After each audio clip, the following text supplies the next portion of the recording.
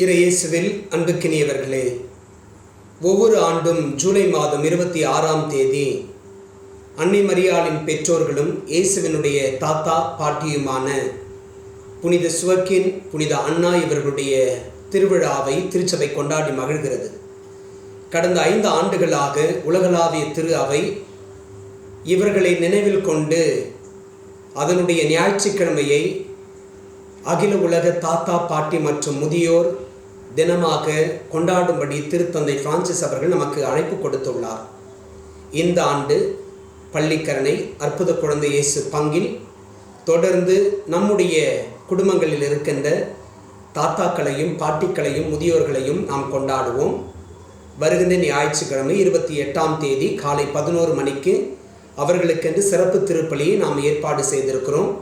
பங்கில் இருக்கின்ற எல்லா தாத்தாக்களும் பாட்டிகளும் முதியோரும் பங்கேற்று அன்போடு அழைக்கின்றேன்.